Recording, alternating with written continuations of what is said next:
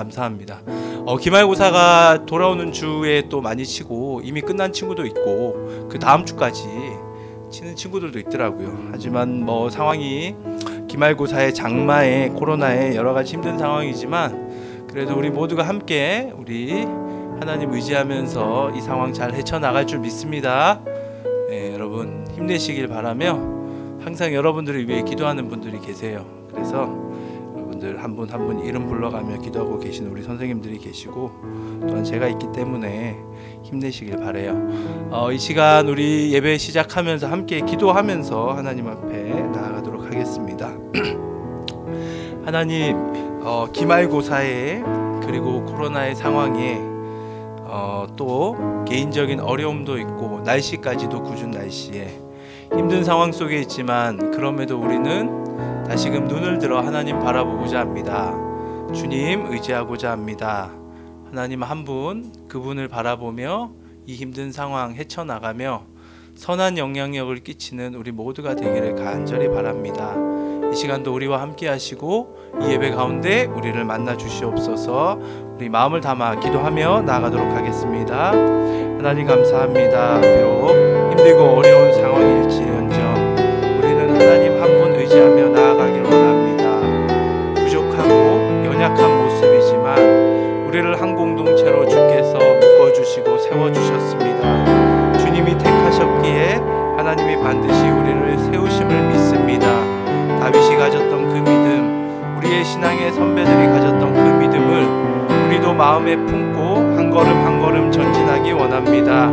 주님, 오늘 예배를 통하여 소망을 발견하게 하여 주시고 무너진 마음이 있다면 다시금 회복시켜 주시고 보이지 않았던 우리 앞에 하나님을 보지 못하게 했던 벽들이 있다면 다 제거시켜 주시어서 오직 주님 바라보며 하나님 의지하며 주님과 함께 동행하는 기쁨, 그리고 내 주위에 있는 우리 파워 목장 공동체 친구들과 선생님과 함께 걸어가고자 하는 결단, 이러한 용기 있는 결단과 고백이 오늘 예배 가운데 우리 입술 가운데 하나님께 드려지기를 원하오니 인도하여 주시옵소서. 주님, 우리가 주께로 나아갑니다. 하나님 기뻐 받아주시고 우리에게 찾아오신 그분을 깊이 경험하고 만나는 시간 될 수 있도록 인도하여 주시옵소서. 주님 바라보며 예수 그리스도 이름으로 기도드립니다. 아멘.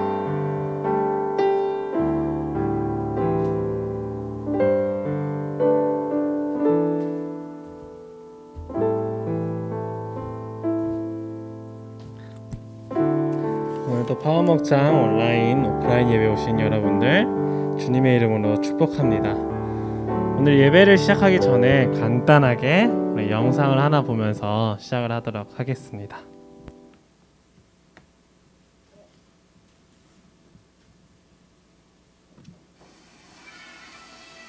불 한번 꺼주세요.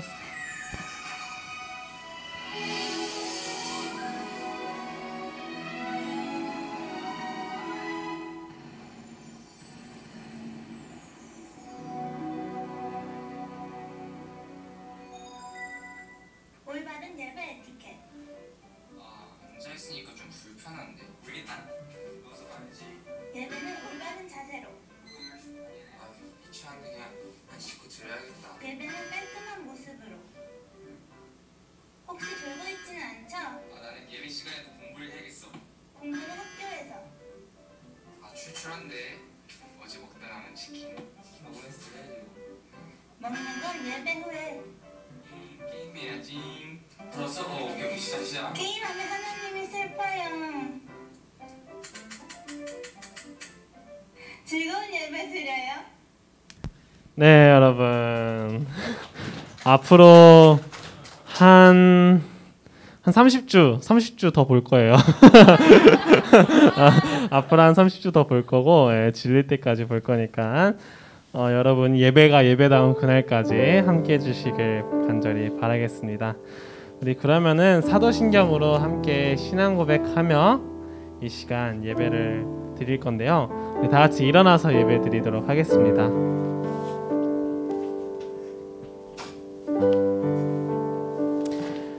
네, 온라인으로 예배드리는 친구들은 방금 올바른 예배 에티켓 보셨죠? 이거는 저와 여러분에 대한 에티켓이 아니라 여러분과 하나님 사이의 에티켓입니다.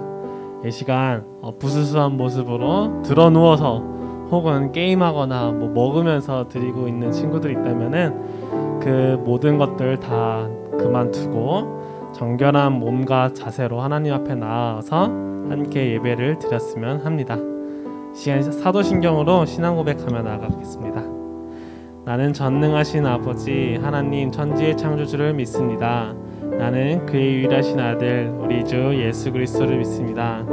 그는 성령으로 잉태되어 동정녀 마리아에게서 나시고 본디오 빌라도에게 고난을 받아 십자가에 못 박혀 죽으시고 장사된 지 사흘 만에 죽은 자 가운데서 다시 살아나셨으며 하늘에 오르시어 전능하신 아버지 하나님 우편에 앉아 계시다가 거기로부터 살아있는 자와 죽은 자를 심판하러 오십니다.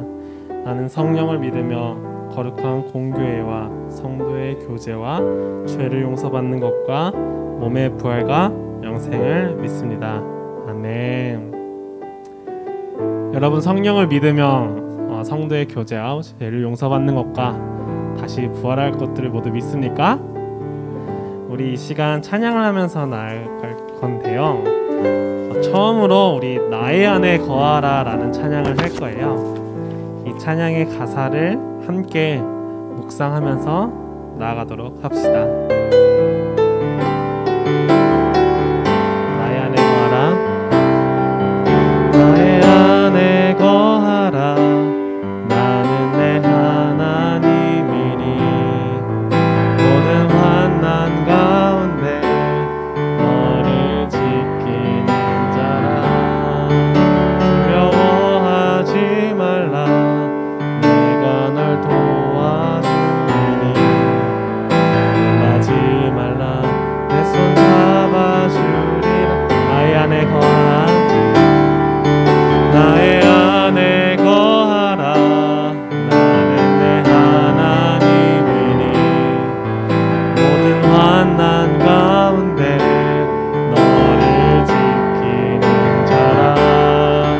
두려워하지 말라. 내가 널 도와주리니 놀라지 말라. 내 손 잡아주리라. 내가 너를 지명하여 불렀나니 너는 내 것이라. 내 것이라. 너의 하나님이라. 내가 너를 보배롭고 존귀하게 여기노라. 너를 사랑하는 내 영혼아.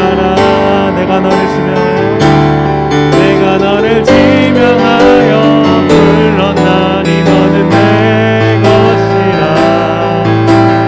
내 것이라. 너의 하나님이라. 내가 너를 보배롭고 존귀하게 여기노라. 너를 사랑하는 내 영혼아.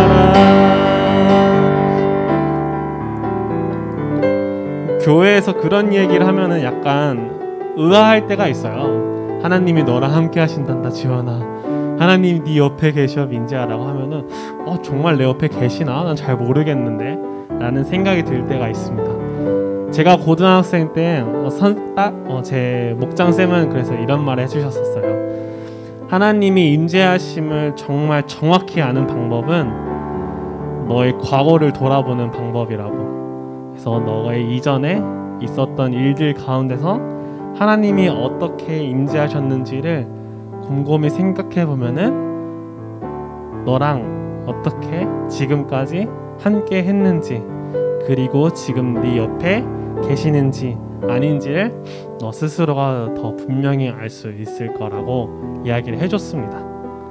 그래서 지금 제가 이 시간 돌이켜 보면은 저는 하나님을 간절히 원했을 때가 지금 생각나는 포인트 한 번 있는데 대학교 면접 보러 가는데 몸이 너무 아파가지고 하나님 제발 이것만 해결해 주세요.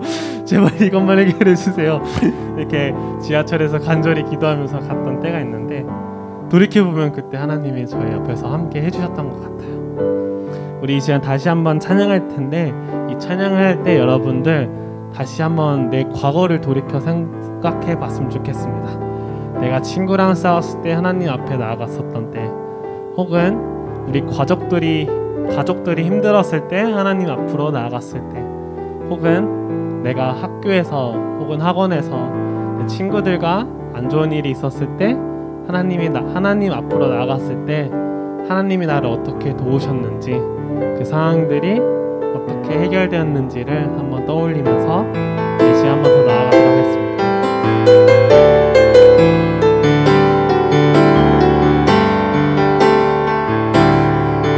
나의 안에 거하라.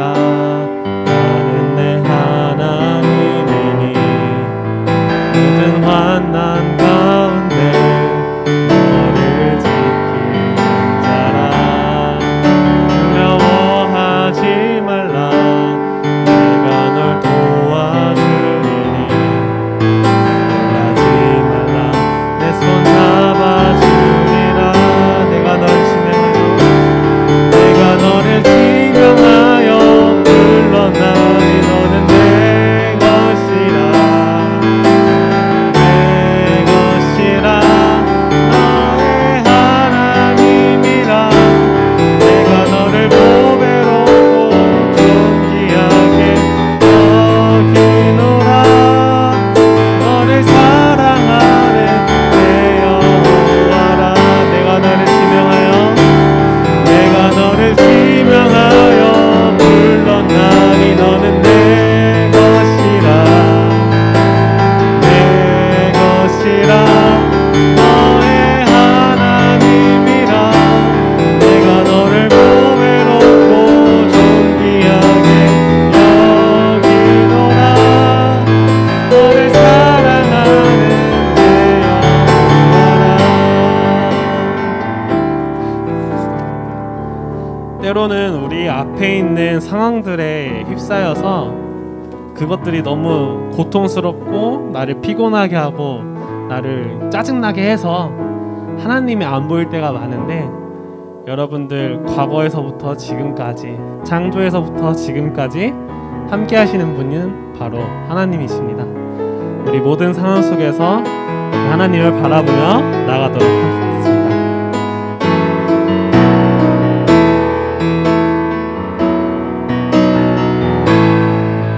모든 상황 속에서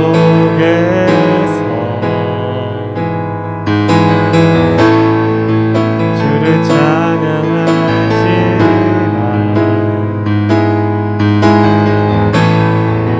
주는 너의 큰 사랑을 큰 도움이시라. 주의 얼굴 구할 때 주의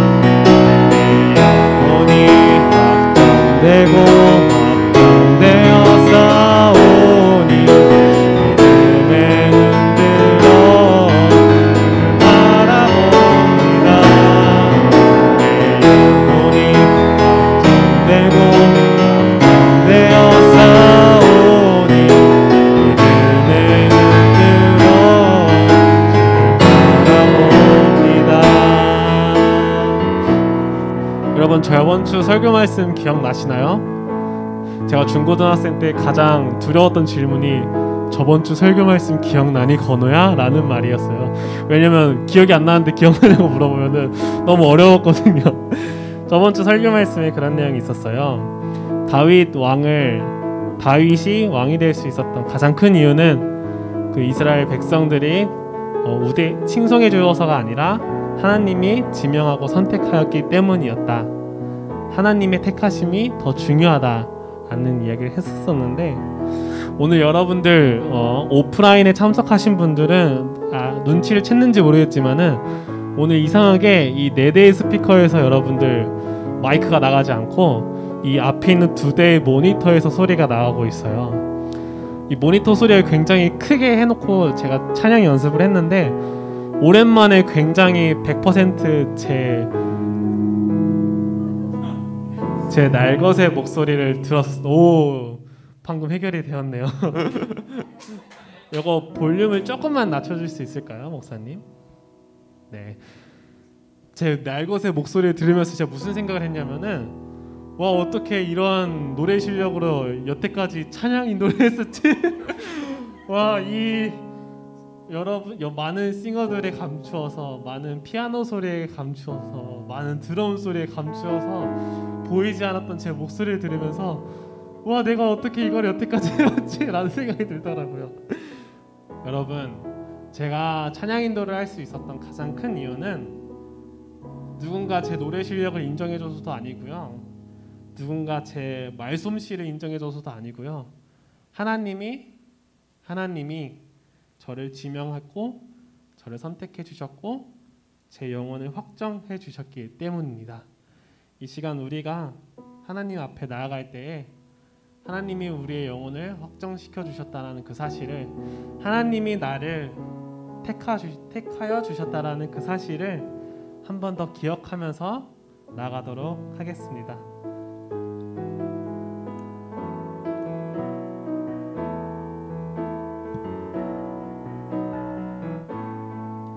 모든 상황 속에서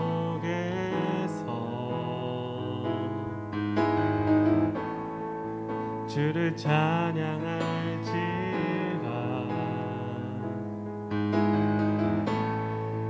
그는 너의 큰 상급, 큰 도움이시라.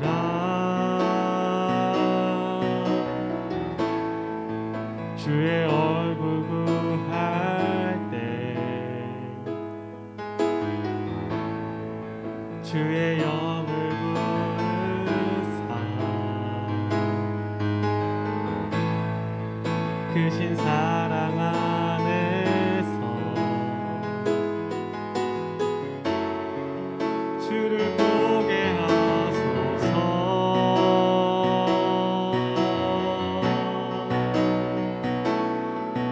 내 영혼이 확정되고 확정되어 싸우니 믿음에 눈들어 주를 바라봅니다. 내 영혼이 확정되고 확정되어 싸우니 믿음에 눈들어 주를 바라봅니다. 주는 내 맘을 고치시고 볼 수 없는 상처 만지시네. 나를 아시고 나를 이해하시네. 내 영혼 새롭게 채우시네. 주는 내 맘을 고치시고 볼 수 없는 상처 만지시네. 나를 아시고 나를 이해하시네. 내 영혼 새롭게 세우시네. 우리 목소리로만 고백했습니다. 주는 내 맘을 주시고 볼 수 없는 상처 만지시네.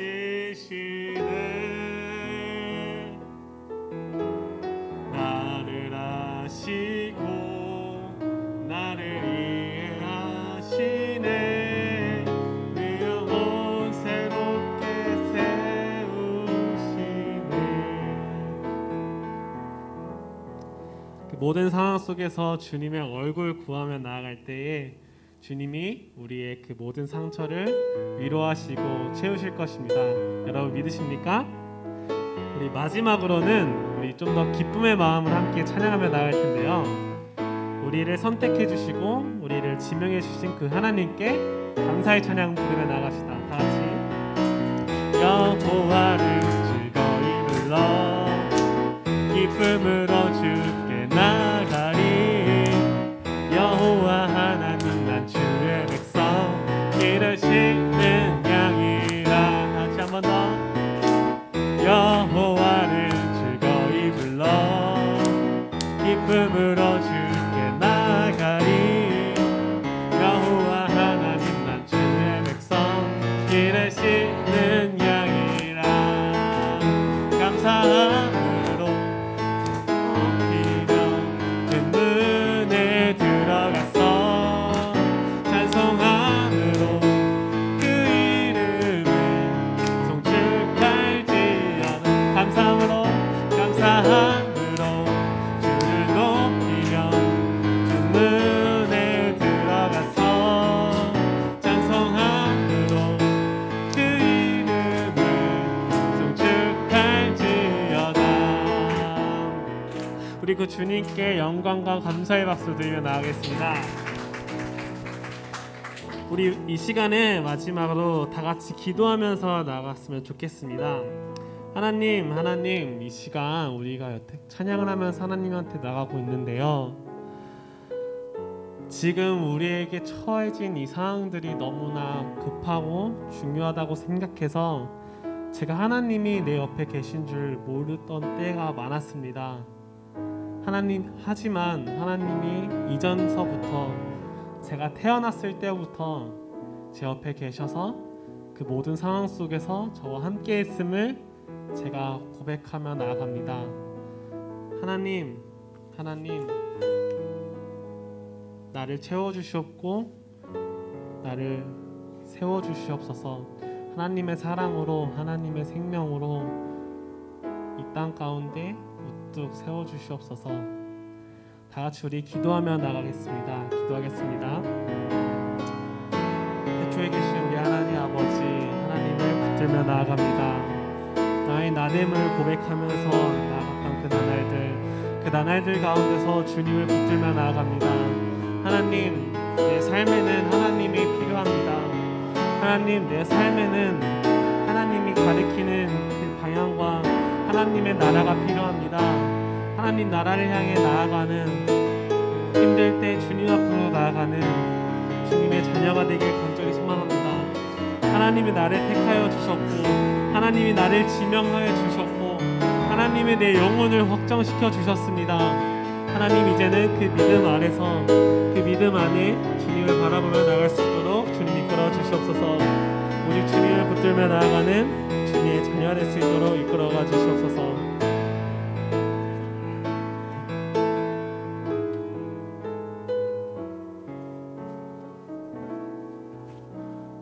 네, 예배를 위해 기도하겠습니다. 하나님 감사합니다. 이렇게 우리 한 명 한 명을 택하여 주시고 주님의 자녀라 불러주시며 예수님의 십자가 그 죽으심과 부활하심으로 우리 모두를 하나님의 자녀 삼아주심에 감사드립니다.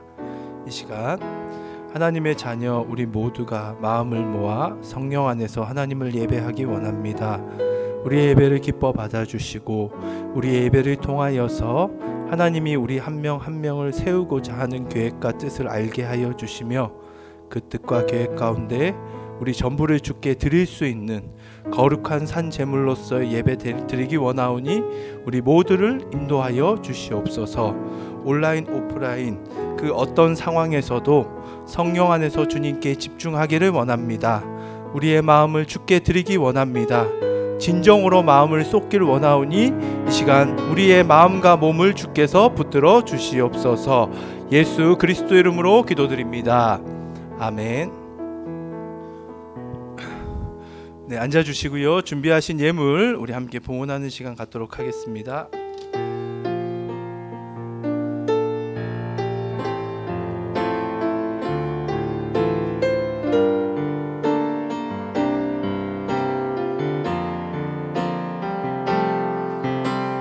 나는 하나님을 예배하는 예배자입니다.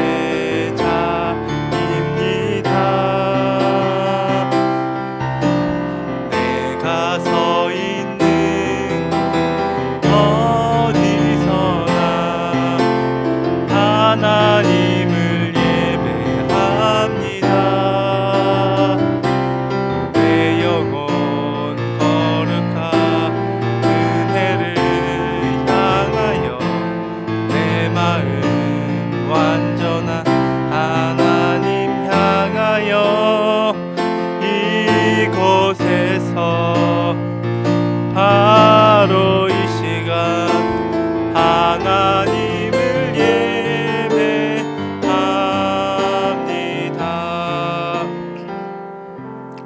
드려진 예물을 위해 기도하겠습니다. 하나님, 모든 것이 주님의 것임을 고백합니다. 하나님이 주신 것 중 귀한 것 구별하여 주님 앞에 드립니다. 온라인, 오프라인 각자의 방법으로 하나님 앞에 우리의 마음과 물질을 드립니다. 이 예물 하나님 받아주시고 주님이 원하는 거룩한 곳에 사용하여 주시옵소서. 또한 주께 드린 자 하나님이 축복하신다고 하셨사오니 하나님의 놀라운 복으로서 은혜 베풀어 주시옵소서. 우리의 몸과 마음을 주께 드리길 원하오며 예수 그리스도 이름으로 기도드립니다. 아멘. 그 모니터 조금만 더 올려주시겠어요? 모니터만. 예. 자, 오늘 금주의 말씀 우리 함께 보겠습니다. 이거가 아닌데 제가 잘못 들었나? 죄송해요. 금주의 말씀이 이사야 26장 3절. 이상하네요. 제가 분명히 붙여서 드렸는데 이게 잘못 아마 조금 이게 에러가 있었나 봐요. 이사야서 26장 3절, 그 다음에 베드로전서 5장 7절인데 제가 여러분 영어로 한번 암송해 볼게요. 자, 아이자야 chapter 26 verse 3. 자, 웃지 마세요, 여러분. 제 발음에 너무 귀를 기울이지 마시고 you will keep in peace, perfect peace him whose mind is steadfast because he trusts in you. 아이자야 chapter 26 verse 3. 자, 이게 이사야 26장 3절 말씀이고요. 그 다음에 First Peter chapter 5 verse 7. Cast all your anxiety on him because he cares for you. 아멘. 할렐루야. 자, 여러분, 제가 영어를 좀 잘하고 싶은 마음도 있고요. 그리고 이게 제가 이거 왜 영어로 했냐면, 영어로 하면 여러분들 더 쉬워요. 진짜 이상하게. 제가 영어를 진짜 잘 못하거든요. 근데 제가 쉬울 정도면 여러분들은 되게 쉬울 거예요. 이게 영어가 굉장히 이게 간결한 문장이라고 얘기를 많이 하잖아요. 그 뜻을 잘 몰랐는데 암송을 해보니까 알 것 같아요. 제가 어제 교사 모임할 때 우리 선생님들 얘기 좀 들었는데, 어제 그 얘기 중에 이제 송지민 선생님, 지금 학교가 캐나다에 있죠, 그렇죠? 송지민 선생님이 그 어릴 때 여러분 만날 때 지금도 영하지만 여러분 만날 때 잠언서를 이렇게 공부를 하면서 학원에서 아마 그거를 좀 지도를 한 것 같은데, 잠언서를 거의 다 이렇게 영어로 암송을 했는데 그게 어떤 효과가 있느냐, 그러니까 살아가면서 별 생각은 안 났다고 얘기해서 제가 그러면 공부에는 도움이 됐느냐 하니까 공부에는 진짜 도움이 많이 됐대요. 이 문장 구조가 굉장히 좋은 이게 굉장히 정확한 문장 구조를 가지고 이제 성경은 쓰여지기 때문에 실제적으로 도움이 많이 된다라고 얘기는 하네요. 예. 공부하다가 하나님 만나는 거죠, 그러니까. 예, 그래서 여러분들 이 금주의 말씀을 제가 한번 여러분 앞에서라도 좀 도전을 가지고 영어로 쭉 하다 보면 나중 되면 제 발음도 조금씩 교정이 될 수도 있고, 지금은 여러분들이 제 얼굴을 못 보고 막 웃고 있는데 나중 되면 진짜 좋은 발음을 듣지 않을까 생각도 되고, 여튼 그래서 좀 후반기에는 우리가 암송하는 거에 같이 한번 힘을 좀 내보셨으면 좋겠고, 그래도 파워 정도 되면, 그쵸, 파워가 있잖아요. 여러분들이 선교하고 이런 진짜 특화된 부서라서 영어로 이렇게 암송하는 거는 충분히 저는 할 수 있을 거예요. 저도 하는데요, 여러분들. 제가 그렇게 똑똑한 사람이 아니라서, 근데 영어도 잘 못하는데 하다 보면 실력이 늘겠죠, 그렇죠? 그럼 또 선교 나가서 한마디라도 영어 구절 딱 말하면 사람들 와 하고 마음 열리고 뭐 복음 들어가고 하는 거니까 약간 약 파는 느낌은 아니고 그치 민재야, 할 수 있겠지? 네이티브? 아이고 고마워. 다음 주는 우리 민재의 발음도 한번 보도록 하겠습니다.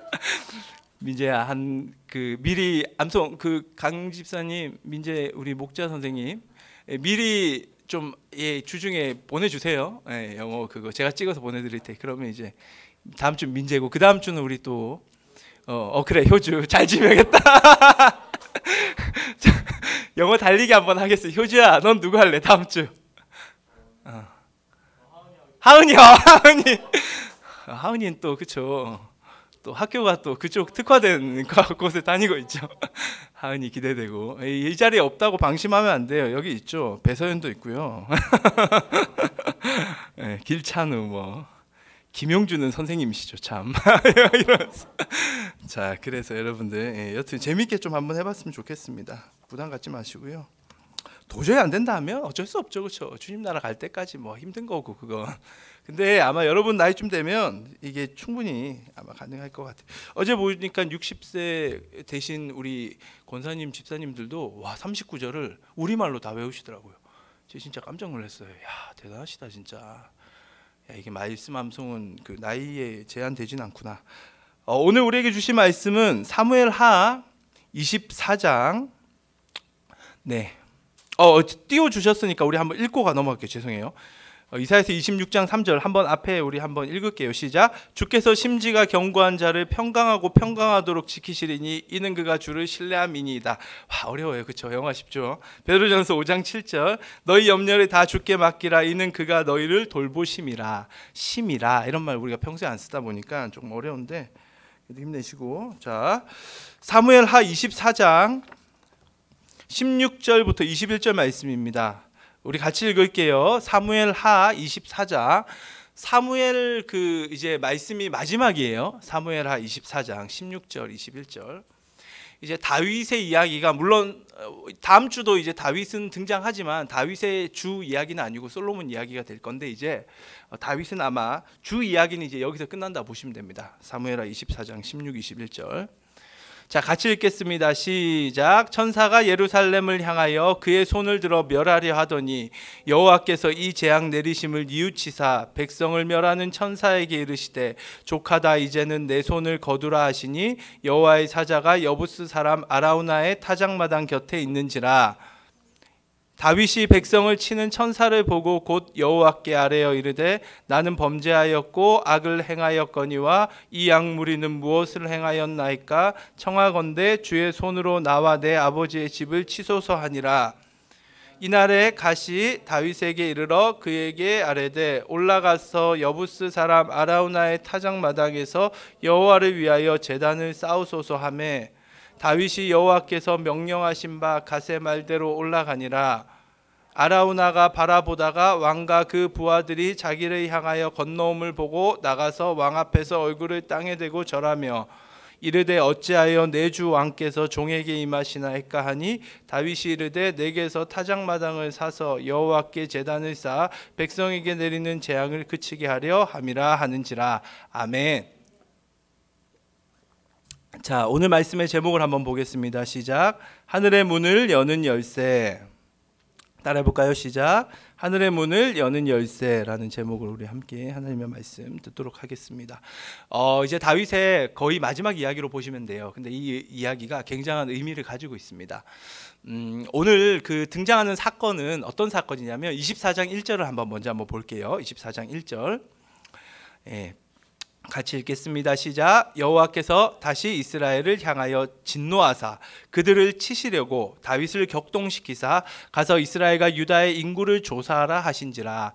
하나님께서 이스라엘의 범죄를 보시고 이스라엘 백성들의 범죄를 보시고 이제 심판을 하려고 마음을 먹으셨고 그 심판을 하기 위해서 다윗을 격동시켰다라고 성경이 말하고 있어요. 다윗의 마음을 움직였다라는 거죠. 그래서 인구 조사를 하게끔 하시려고 지금 하는 장면입니다.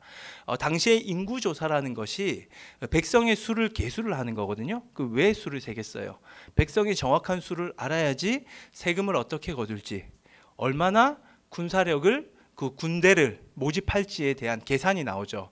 그런 계산이 나온다는 것은 그런 계획하에 나라를 운영할 수 있기 때문에 아주 효과적인 하나의 전략이었습니다. 인구조사는 국력을 키우기 위한 굉장히 효과적인 방법이죠. 그런데 문제는 이것을 하는 데에 있어서 인구조사 자체가 문제가 있었던 건 아닌데 인구조사를 함에 있어서 다윗의 마음이 문제예요. 왕의 마음이 문제입니다. 왕이 이 인구조사를 함에 있어서 이것을 하는 이유가 정말 백성들을 잘 돌보기 위해서, 하나라도 더 백성을 먹이고 백성을 정말 하나님 앞에서 잘 세우기 위해, 쉽게 얘기해서 백성을 자기가 종이 되어서 백성을 섬기기 위해 인구조사를 했다면 문제가 안 돼요. 근데 지금 이 장면은 다윗이 그런 마음을 가진 것이 아니었어요. 다윗은 백성을 자신의 도구로 여겼어요. 종으로 여겼습니다. 이 고대의 왕들, 세상 왕은 절대 권력자로서 백성은 자신의 도구예요. 종에 불과합니다. 이 성경 시대에 지금 나오는 왕들은 신의 아들 혹은 신으로 불렸던 자들이에요. 절대 권력자들이에요. 아무도 건들 수가 없어요. 누가 왕 앞에 나와서 조언조차도 할 수 없습니다. 왕의 말이 곧 법이에요. 그렇기 때문에 백성들은 왕의 국력, 왕의 그 어떤 권력을 더욱더 유지시키고 더욱더 끌어올려주는 도구요, 종에 불과했던 거예요. 그런데 하나님이 택한 왕은 그런 왕이 아니었어요. 성경은 이 왕을 대비시켜서 막 앞에서 이제 신명기나 이런 데서 막 설명을 하고 있거든요. 하나님이 택한 왕은 그런 왕이 아니에요. 하나님이 택한 왕은 백성을 종으로 여기는 것이 아니라 자기가 백성의 종이 되어야 돼요. 백성을 섬겨야 합니다. 목자가 되어서 양을 먹이듯이 목자 왕이 되어서 백성들, 그 양 같은 백성들을 그렇게 그 지도 없이면 먹이지 않으면 살아갈 수 없는 백성들에게 꼴을 먹이는 자가 바로 하나님이 택한 왕의 개념이었어요. 그러다 보니까 여러분들도 알고 있잖아요. 여러분들도 신앙생활 어떻게 해야 될지 알고 있죠. 무엇이 올바른 행동인지 어느 정도 알고 있잖아요. 구체적인 것들은 좀 모를 수도 있습니다. 하지만 일반적으로 우리가 어떻게 신앙생활 해야 되고 내가 어떻게 살아가야 될지에 대한 부분은 큰 틀에서는 알고 있어요. 그런데 그 큰 틀에서 아는 대로 여러분들은 사라져요? 죄 지으면 안 되는 거 알고 있는데 죄를 쉽게 안 짓게 되나요? 아니죠. 그러니까 이게 아는 것과 살아가는 건 또 다르거든요.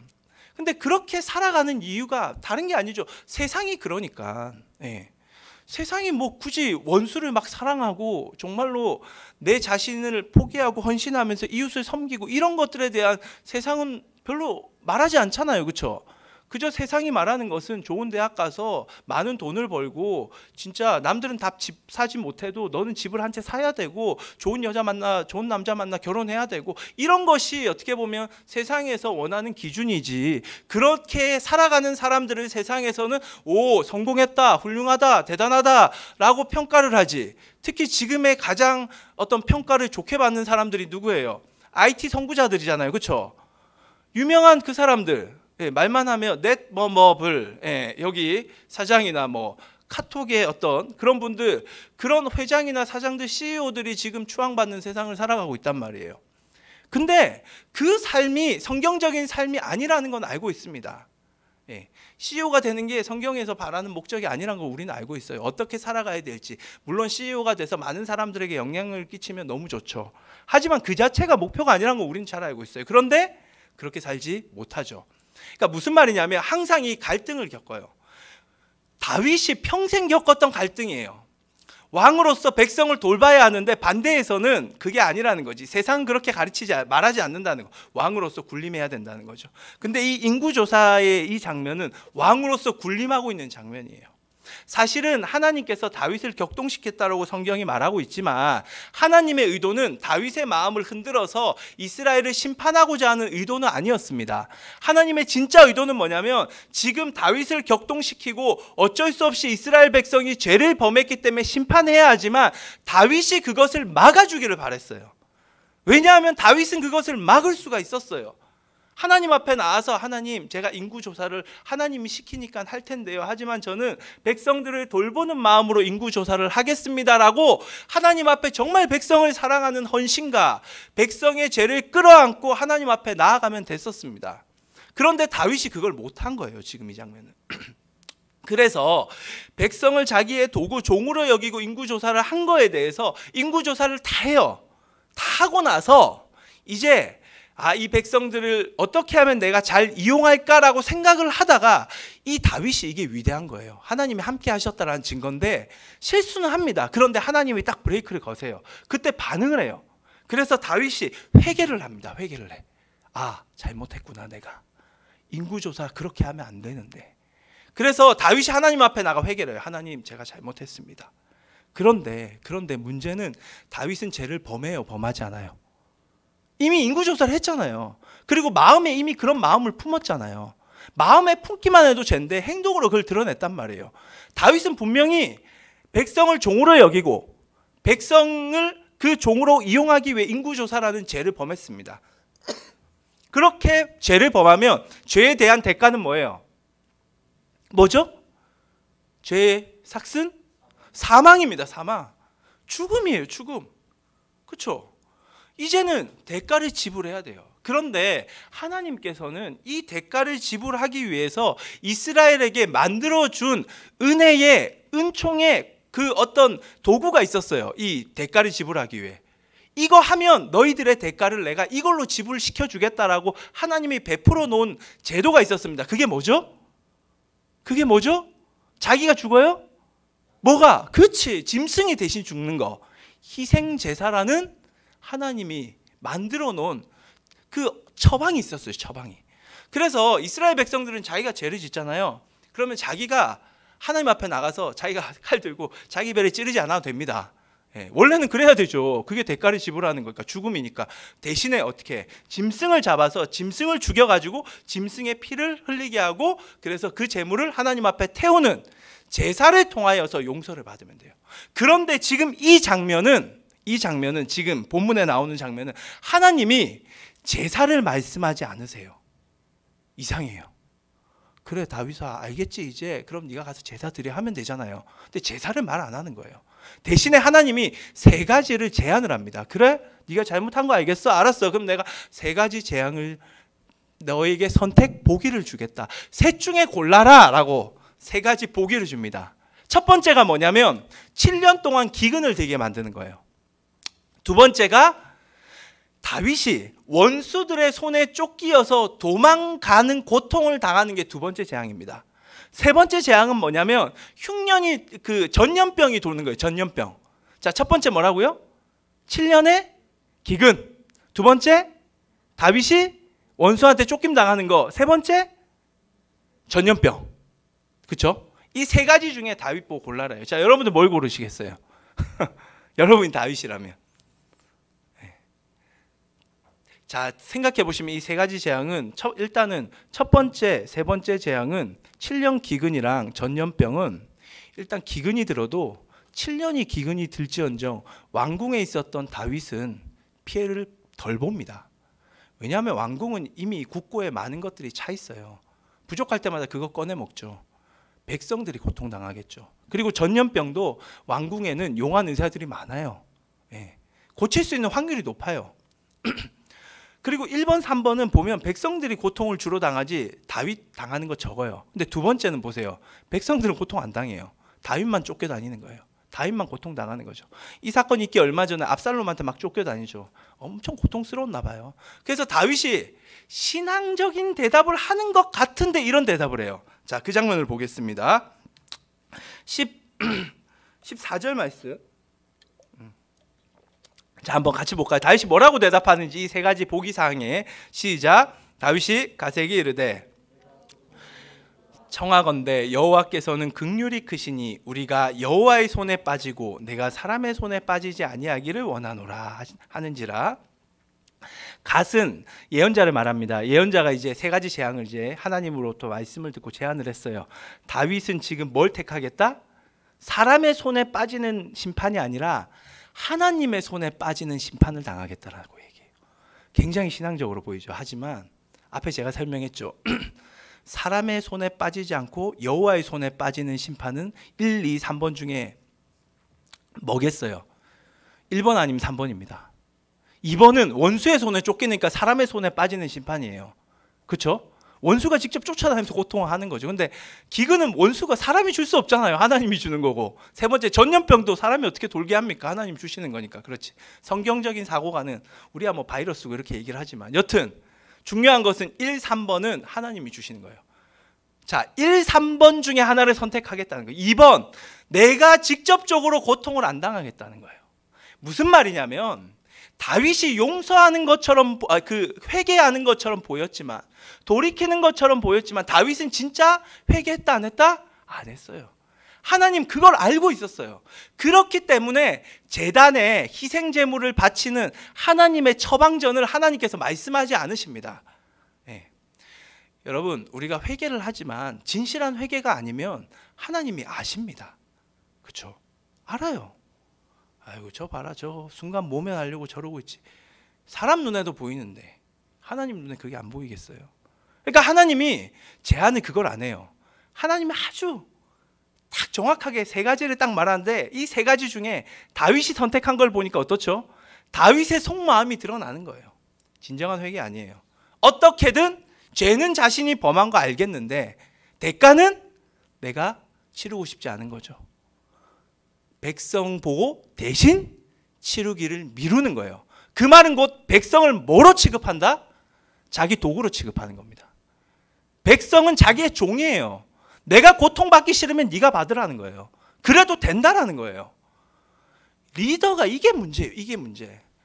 자기 이름 높이기 위해서 사람을 얼마나 이용하는지 몰라요. 리더가 되면 여러분 지금부터 이 정신을 여기서부터 만들어 가야 됩니다. 그런 리더가 교회를 망치고 나라를 다 망치고 있어요. 리더는 절대로 그러시면 안 됩니다. 리더는 자기가 죽을지언정 영혼을 세우고 살리는 자가 리더예요. 그리고 그 사람의 잘못까지도 끌어안을 줄 알고 끝까지 책임을 져야죠. 그런데 자기 유익, 자기 이름 높이려고, 자기가 높아지려고 그저 사람을 이용하고 위하는 척하면서 다윗이 위하는 척하고 있잖아요. 지금 그게 이제 지금 적나라하게 드러나고 있는 거예요. 하나님이 그걸 지금 바라라고 지적하는 거죠. 그런데 이 사건이 있은 지금 이러한 상황 중에 아주 특별한 이제 장면이 이제 등장하기 시작해요. 그게 이제 16절 말씀 우리 한번 보겠습니다. 16절. 천사가 예루살렘을 향하여 그의 손을 들어 멸하려 하더니, 자, 백성들을 막 다 쓸어버리고 이제 천사가 예루살렘에 왔어요. 예루살렘은 누가 있는 곳이죠? 다윗이 있는 곳입니다. 그 다윗이 있는 곳에 와서 이제 마지막 남은 예루살렘까지도 다 쳐버리려고 하고 심판 진멸하려고 할 때에 하나님께서 여호와께서 이 재앙 내리심을 어떻게 하죠? 뉘우치십니다. 돌이키세요. 후회를 하십니다. 백성을 멸하는 천사에게 이르되 족하다, 이제 그만해라. 되게 특이한 장면이 등장해요. 그렇죠? 하나님께서 마음을 돌이키세요. 이 뉘우치다라는 이 단어, 후회하다, 돌이키다라는 단어인데 히브리어 나함이라는 단어를 쓰고 있는데 이 나함이라는 단어가 굉장히 이게 말이 많은 단어예요. 진짜 이걸 하나님 앞에 쓰고 있거든요. 모든 걸 아세요. 절대적이신 그분이 마음을 바꾸신대요. 실수를 하셨나? 생각이 들잖아요. 그렇죠? 근데 하나님은 마음을 바꾸세요. 재앙을 내린 게 실수입니까? 아니에요. 이스라엘 백성 범죄했고 그거를 막아야 될 다윗이 더 범죄했습니다. 백성한테 다 밀어요. 완전 모두가 범죄하고 있는 상황에서 지금 하나님이 백성들이 회개해야 되고 다윗이 회개해야 하는데 하나님이 회개하는 장면이에요. 근데 왜 이렇게 하나님이 회개할까요? 그 과정이 이제 등장해요. 자, 그 과정으로 들어가기 전에 이 뉘우치다, 후회하다, 돌이키다라는 이 단어가 구약 성경에 등장을 해요. 노아 사건 때 등장하고요. 모세 금송아지 숭배할 때, 지금 큐티한 친구들은 알 텐데 금송아지 숭배할 때 그 금송아지 사건을 백성들이 이렇게 해서 우상 숭배할 때 하나님이 치시려고 할 때 하나님 그 마음을 돌이키시거든요. 그 돌이키다라는 등장하는데 특징이 뭐냐면 이렇게 돌이킬 때는 항상 사람의 역할이 있었습니다. 노아 시대 때 노아의 역할이 있었고요. 다윗 시대 때 다윗의 역할이 있었어요. 모세 시대 때 모세의 역할이 있었어요. 자, 그렇다면 여기서 하나님이 뉘우치고 마음을 돌이켰어요. 사람의 역할이 있었다라는 거죠. 이해가 되세요? 그 사람이 누구겠어요? 누구죠? 지금까지 또 범죄하고 있는 누구? 다윗입니다. 여러분, 지금까지 어떤 삶을 살았던지 돌이키면 우리에게 기회가 옵니다. 기회가 와요. 다윗 보세요. 이 지금 백성들을 종으로 또 생각했던 이 다윗이 돌이키니까 기회가 오는 거예요. 돌이키니까. 그래서 지금 하나님께서 돌이켜서 지금 백성들에게 내렸던 재앙을 거두시거든요. 이 전염병, 제가 이 말을 안 했구나. 지금 시간이 없어서 제가 빨리 진행을 하다 보니까. 자, 하나님께서 결국은 세 번째 재앙을 내리셨어요. 이스라엘에게. 세 번째 재앙이 전염병이잖아요. 그래서 7만 명이 죽었어요. 7만 명이, 이스라엘 백성 7만 명이. 그래서 그렇게 치고 나서 이 천사가 예루살렘을 치려고 할 때 지금 우리가 방금 읽은 16절이 등장을 하는 거예요. 16절이. 그래서 하나님이 그만해라 라고 얘기를 해요. 7만 명 치고 나서 이제 하나님이 마음을 돌이키셔서 그만하래요. 근데 이 마음을 돌이킬 때 어떻게 돌이키시느냐, 그 내용이 17절부터 등장을 합니다. 자, 17절 한번 읽어볼게요. 17절 같이 읽겠습니다. 시작. 이르되 나는 범죄하였고 악을 행하였거니와 이 양무리는 무엇을 행하였나이까? 주의 손으로 나와 내 아버지의 집을 치소서하니라. 자, 여기 보시면 다윗은 이제 두 번째 회개를 하는데 이 회개는 진짜 회개입니다. 진짜 회개를 해요. 내가 잘못했습니다. 백성들이 지금 죽어나가는 걸 7만 명이 죽는 거예요. 그래도 다윗이 정말로 하나님 보시기에 진짜 괜찮은 왕이라는 게 다른 왕들은 7만 명이든 10만 명이든 죽어도 눈 하나 깜짝하지 않습니다. 아니, 내 도구고 내 종들이 죽는데 뭐가 문제겠어요? 다른 종들이 있는데 아직 살아남은 자들이 있잖아요. 그래, 그거 가지고 다시 유지하면 되고 백성 더 받으면 돼요. 그런데 다윗은 여기에 머리를 숙입니다. 무릎을 꿇어요. 여전히 백성을 사랑했던 마음이 다윗의 마음에 있었어요. 그래서 진짜 하나님의 백성을 사랑하는 그런 리더가 진짜 지금 시대에도 요구되는 것 같습니다. 그래서 다윗이 자기는 잘못했어. 근데 무릎 꿇고 나서 하나님 앞에, 하나님 잘못했습니다. 잘못했습니다. 그리고 다윗의 회개가 진정성이 있다는 게 느껴지죠. 왜냐하면 그 심판, 나와 우리 가문이 다 받겠습니다. 우리 가문 진멸하시옵소서 하고 하나님 앞에 대가를 자기가 받고자 하나님 앞에 온전히 마음을 다 드려요. 몸을 다 드립니다. 이제 하나님, 자기뿐만 아니라 이전에는 심판을 하면 본인 개인으로만 심판하지 않죠. 가문을 다 쓸어버리잖아요. 우리 가문 다 쓸어라고. 어쩔 수 없다고. 대가를 지불하겠다고. 그렇게 다윗이 지금 하나님 앞에 전심으로 나아가고 있어요. 이 다윗의 회개를 본 하나님께서 앞에서 보여줬던 행동과 다른 행동을 보이세요. 그러면서 하나님이 갓 예언자를 통해 이러한 명령을 하십니다. 18절 보겠어요. 18절. 이날에 갓이 다윗에게 이르러 그에게 아뢰되 올라가서 여부스 사람 아라우나의 타작 마당에서 여호와를 위하여 제단을 쌓으소서 하며, 하나님이 이제 특별한 조치를 내가 취해 주겠다. 너희들에게 죄를 용서하기 위한 처방을 내가 주겠다. 제단을 쌓으라는 거예요. 어디? 여부스 사람 아라우나라는 사람, 이 아라우나의 타작마당이라는 장소, 이 장소에 여호와를 위하여 제단을 쌓으라고 합니다.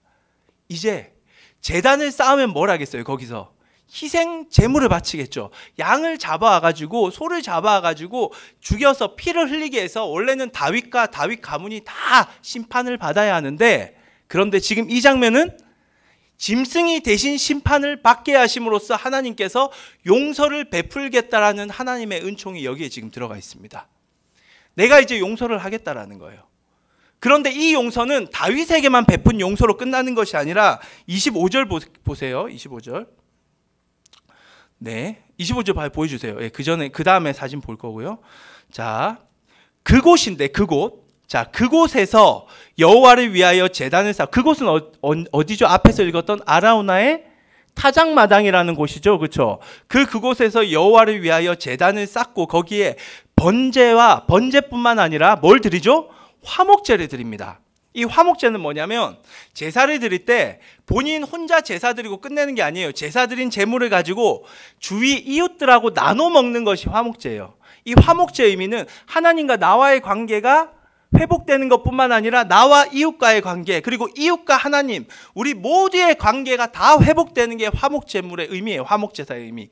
이 화목제사를 드렸다는 거죠. 그 말은 무슨 말이냐면 다윗이 아마 양식을, 곡간을 다 풀어가지고 백성들에게 양식을 다 나눠줍니다. 그리고 나서 함께 먹고 마시는 축제를 벌여요. 그러면서 하나님과 다윗, 하나님과 이웃들 모두의 관계가 회복됩니다. 즉 하나님께서는 다윗만 용서한 것이 아니라 누구도 용서했다? 이스라엘 백성들의 죄악까지도 용서하고 있는 장면이 바로 여기에 드러나요. 자, 그 장소가 어디냐? 아라우나의 타작마당이 어디냐? 방금 그 한번 보여주세요, 그림. 자, 밑에 빨간색으로 동그라미 친 이 장소가 바로 다윗 시대의 예루살렘의 터입니다. 터. 예루살렘 성이 다윗 시대에 이렇게 생겼어요. 제일 꼭대기에 보시면 하나 있죠. 하나 성같이 보이는 게 있죠. 빨간색 제일 위쪽에 보이는 조금 솟아있는 건물, 그게 다윗성이에요. 다윗성. 이해되시죠? 자, 그러면 아라우나의 타작마당은 어디였을까? 그 위에 지금 성정 건물이 이미 만들어져 있는데 그 건물이 만들어져 있는 곳 있죠. 파란색 동그라미 있는 그곳이 바로 어디다? 아라우나의 타작마당입니다. 이 아라우나의 타작마당은 다윗 시대에는 성전이 없었어요. 지금은 성전이 보이지만 저거 솔로몬 시대, 다음 주에 배울 솔로몬 시대에 지어진 거예요. 없었습니다. 근데 이 아라우나의 타작마당에서 번제와 화목제를 드렸는데 바로 그 장소에 뭐가 생기죠? 성전이 생깁니다. 성전이. 오늘 본문이 말하고 싶은 건 뭐냐면 여러분들, 이 세상 사람들, 그렇죠? 이 세상 사람들, 우리의 가정, 그리고 교회, 그리고 이 세상이 하나님 앞에 범죄했습니다. 하나님과의 관계가 깨져 있어요. 그렇죠? 믿지 않는 가정에서 나오는 친구들은 이 말이 굉장히 더 마음에 와닿을 거예요. 그렇죠? 하나님과의 관계가 깨져 있습니다. 자, 이 하나님의 관계는 어떻게 회복되어야 될까요? 우리는 이렇게 생각해요. 내가 전도를 해가지고 그 사람이 예수님을 믿고 돌아오는 거 맞습니다. 틀린 얘기 절대로 아니에요. 그런데 그것만이 성경에서 말하는 하나님의 은혜가 베풀어지는 어떤 하나의 절대적인 방법이라고 절대 말하지 않습니다. 무슨 말이냐면 오늘 본문을 통해 하고 싶은 얘기는 뭐냐면 하나님의 용서가 임하게 하는 그 열쇠를 다윗이 가졌었다라는 거예요. 다윗이 하나님 앞에 나가 용서를 구하는데 다윗은 백성들의 죄를 끌어안고 용서를 구하지 않았어요. 하나님 앞에. 본문 어디를 봐도 백성들의 죄악을 다윗이 다 끌어안고 그걸 지고 하나님 앞에 나가 용서, 아닙니다. 다윗이 하나님 앞에 용서 구했던 건 뭐예요? 자기 죄입니다. 자기 죄. 백성을 돌보야 하는데 돌보지 않고 종으로 여겼던 자기 자신의 죄예요. 첫 번째 회개했지만 그건 거짓 회개였어요. 두 번째 회개는 진짜 회개입니다. 자기가 지은 죄를 하나님 앞에 나아가서 회개했다라는 거예요. 회개했다라는 거. 그리고 하나님은 그 죄에 대해서 용서를 베풀었는데 그 용서를 베풀기 위해 뭘 하나님께서 마련하셨죠? 희생 제사를 마련하셨고 번제를 드리게 했고 화목 제물을 드리게 했습니다. 결론적으로 다윗이 하나님 앞에 나아가 자기 죄를 용서를 구했는데 자기 죄를 용서받았을 뿐만 아니라 더 나아가서는 어떻게? 이스라엘 백성의 죄가 회복이 됩니다. 용서를 받아요. 그래서 이곳에 성전이 지어져요. 왜? 앞으로 역사를 통해 말하고 있죠. 성전으로 사람들이 와서 이제 뭘 하겠어요? 제사를 지내요. 그러면 그곳에서 뭘 임해요? 하나님의 용서가 임한다라는 거예요. 그 시작이 바로 다윗으로부터 시작됩니다. 이게 다윗의 열쇠예요. 그래서 신약 성경을 보시면 계시록에서 이런 말씀을 하고 있죠. 요한계시록 보여주세요. 3장 7절 말씀 같이 한번 읽겠습니다. 시작. 빌라델비아 교회의 사자에게 편지하라. 거룩하고 진실하사 다윗의 열쇠를 가지신 이 곧 열면 닫을 사람이 없고 닫으면 열 사람이 없는 그가 이르시되. 이 다윗의 열쇠를 가지신 이는 예수 그리스도입니다. 예수님이세요. 예수님. 그분이 다윗의 열쇠를 가졌는데 이 다윗의 열쇠가 뭐냐? 열면 열리고 닫으면 닫히는 열쇠예요. 이 열쇠가 지금 사무엘하 24장에서 말하고 있는 이 부분입니다. 뭐죠? 다윗의 회개예요. 회개. 하나님 앞에서 돌이키는 겁니다. 이게 다윗의 열쇠예요. 다윗의 열쇠. 이 열쇠를 예수님께서는 제자들에게 줘요. 제자를 대표하는 누구에게? 베드로에게 줍니다. 그러면서 마태복음 16장 19절 같이 읽겠습니다. 시작. 내가 천국 열쇠를 내게 주리니 내가 땅에서 무엇이든지 매면 하늘에서도 매일 것이요 땅에서 무엇이든지 풀면 하늘에서도 풀리리라 하시고. 이것은 그냥 하나님 열어주세요, 닫혀주세요 이 말이 아니에요. 이 말은 바로 교회가 가진 열쇠를 의미하고, 그 말은 즉 하나님을 신앙하는 성도들이, 신앙인들이 하나님 앞에 회개할 때에 하늘 문이 열린다는 것을 의미하고 있습니다. 왜 전도가 안 될까요? 나가서 복음 전하지 않아서요? 우리도 선교했죠. 그렇죠? 지금은 하지 못하는 상황이지만. 그리고 여러분들 친구들 전도하는 경우도 많아요. 정말 뜻깊은 일입니다. 하지만 그 중심에 뭐가 있어야 되느냐? 신앙인들의 회개가 필요합니다. 이제 우리가 돌이켜야 돼요. 돌이켜야 돼요. 네. 지금 시대에 뭐가 필요하느냐? 교회가 왜 이렇게 영향력이 없느냐? 왜 세상으로부터 욕을 듣고 있느냐? 다른 거 아닙니다. 교회가 하나님 앞에서 돌이키지 않기 때문이에요. 아니, 돌이키죠. 예배 때마다 기도하죠. 예배 때마다 하나님 찬양하죠. 돌이킵니다라고 고백해요. 그런데 그 회개가 전부 뭐죠? 첫 번째 회개예요. 다윗의 첫 번째 회개. 그러니까 성도들이 책임지려고, 사회에 나가서 조금 더 책임을 지려고 안 해요. 뭐 좋은 거 있으면 자기가 다 먹고 나쁜 거 있으면 남한테 다 미루고. 그러니까 나 교회 다니는 사람 때문에 난 교회 안 다녀, 이런 얘기를 너무 많이 들어요. 상처받았다는 거죠. 그거 우리가 회개해야 돼요. 회개해야 돼요. 여러분들, 왜 우리한테 이런 얘기를 하세요? 아니요. 하나님이 택한 경건한 자들은, 하나님을 경외하는 자들은 나이에 상관이 없습니다. 파워 목장, 여러분들이 소망이 될 수 있어요.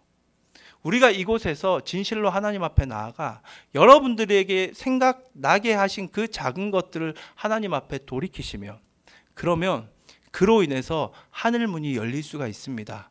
그렇게 하늘문이 열리면 여러분들의 가정에 하나님의 용서가 임하고, 우리 교회에 하나님의 용서가 임하고, 이 나라 이 민족에 하나님의 용서가 임하는 거예요. 그것이 성전이 지어진 목적이었고 시작이었습니다. 그래서 성전의 사람들이 이 다윗으로부터 시작된 성전의 건물이 중요한 게 아니에요. 이곳에 하나님의 임재가 있었고 이곳에 몰려와서 사람들은 하나님의 용서를 얻기 시작했던 거예요. 우리가 회개하는 그 자리에 사람들이 와서 예수님을 만나는 겁니다. 이 시간 다시 한번 거룩한 도전 앞에 서시고, 이 시대가 요구하는 리더는 회개하는 리더입니다. 돌이키는 리더예요. 다시금 내 삶을 돌아보시고 돌이킬 수 있는 저와 여러분 되기를 간절히 바랍니다. 기도하겠습니다.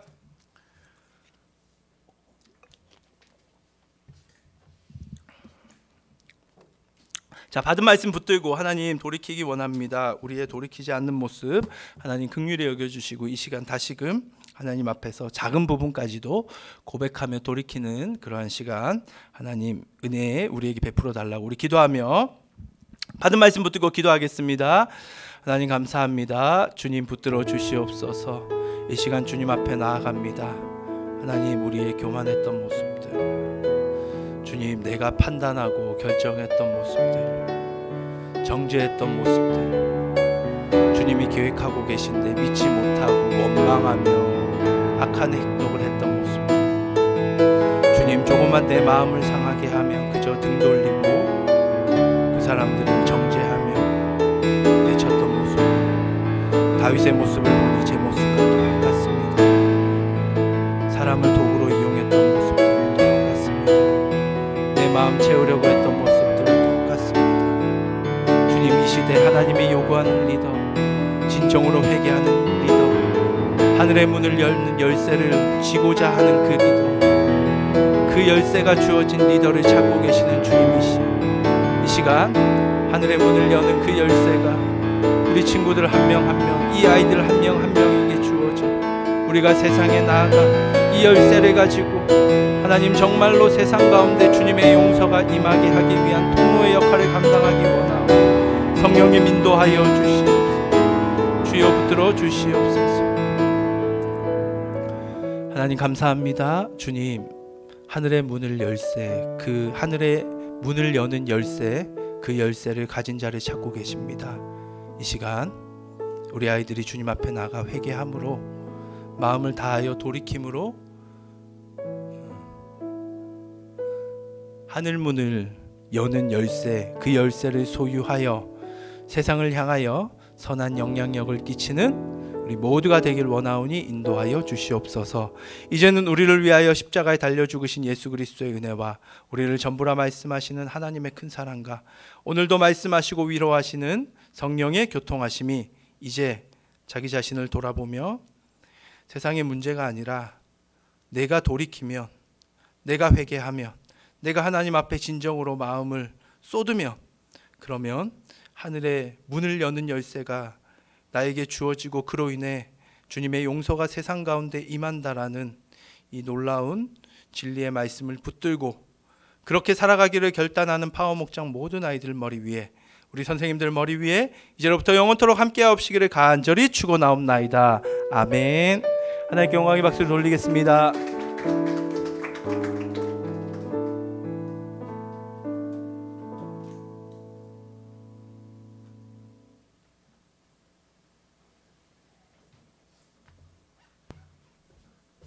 네, 여러분들 오늘도 파워목장 온라인 오프라인 예배 주님의 오신 여러분들 주님의 이름으로 축복합니다.